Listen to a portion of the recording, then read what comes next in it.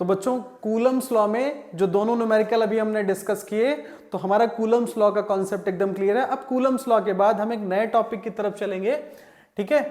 Principle of superposition of electrostatic forces हमारा topic है, principle of superposition of electrostatic forces. इसका मतलब क्या है, पहले हम सुपरपोजिशन का मतलब समझ लें। लाइक हमने यहां पर चार्ज ले लिया, एक चार्ज हमारा Q1 है, दूसरा चार्ज हमारा Q2 है, तीसरा चार्ज हमारा Q3 है, और इसी तरीके से हमारे पास मल्टीपल चार्जेस हैं, ठीक है। हमारे पास एक चार्ज Q1 है, दूसरा Q2 है, तीसरा Q3 और Q1, इस तरीके से हमारे पास मल्टीपल चार्जेस हैं, ठीक है। तो principle of superposition of electrostatic forces का मतलब क्या होता, अगर हमारे पास मल्टीपल चार्जेस हैं, भाई दो चार्जेस हैं, तो हम आराम से कूलम्स लॉ से उनके बीच का फोर्स निकाल सकते हैं, अभी हम लोगों ने पढ़ा।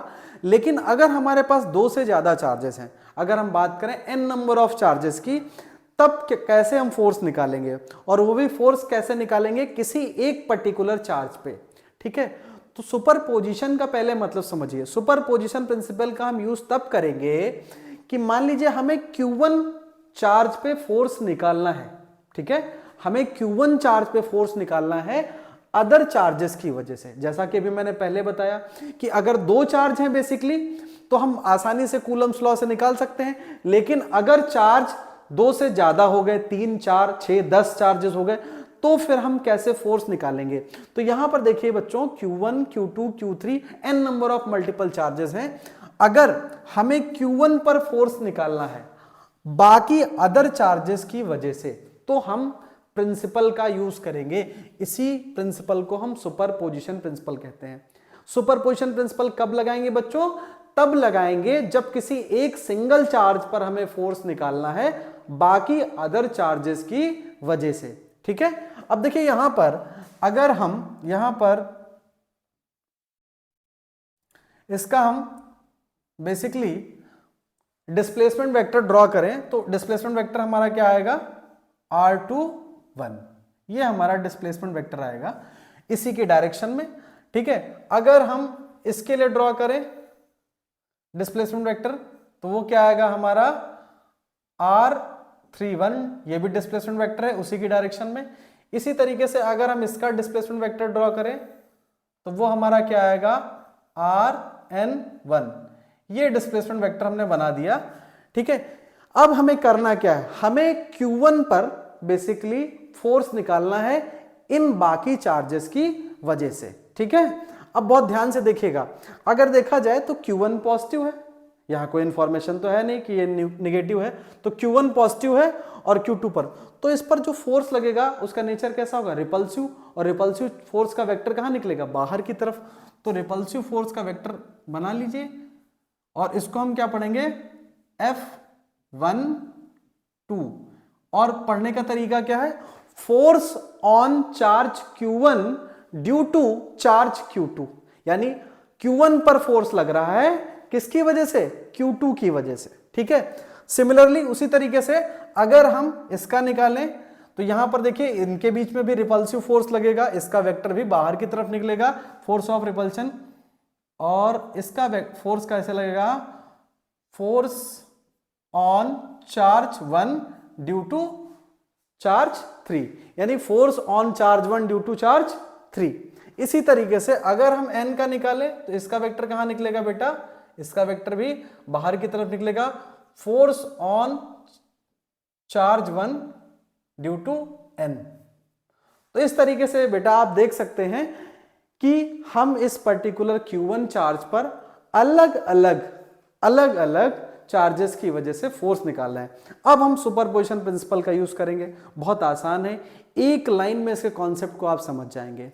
बेसिकली सुपरपोजिशन प्रिंसिपल यही कहता है कि अगर हमें एक सिंगल चार्ज पर फोर्स निकालना है बाकी अदर चार्जेस की वजह से, तो हम सबसे पहले उन सारे चार्जेस के बीच में इंडिविजुअल फोर्स निकाल लेंगे। जैसे कि हमने Q2 और Q1 के बीच में F12 निकाल लिया, इसको पढ़ेंगे force on charge Q1 due to Q2। इसी तरीके से हमने Q3 और Q1 के बीच में निकाल लिया force 13, force on charge Q1 due to charge 3।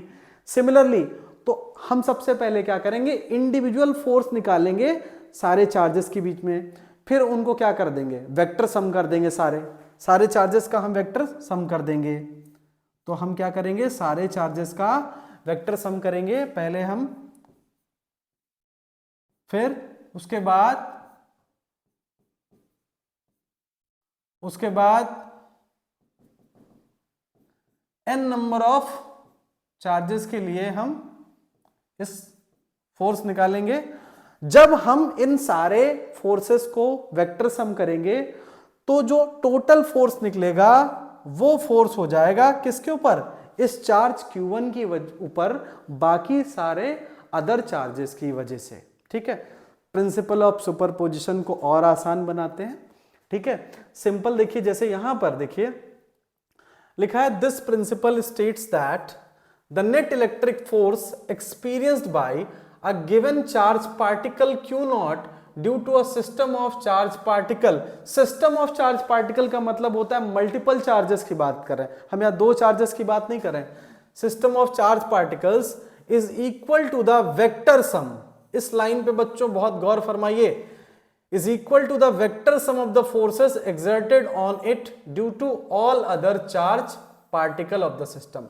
मतलब अगर हमें Q1 चार्ज पे फोर्स निकालना था अलग चार्जेस की वजह से, अदर चार्जेस की वजह से, तो हम क्या करेंगे, सारे चार्जेस की वजह से हम इंडिविजुअल फोर्स निकाल के जब उनका वेक्टर सम करेंगे तो उस चार्ज पे टोटल फोर्स निकल आएगा। इसी को हम बोलते हैं सुपरपोजिशन प्रिंसिपल।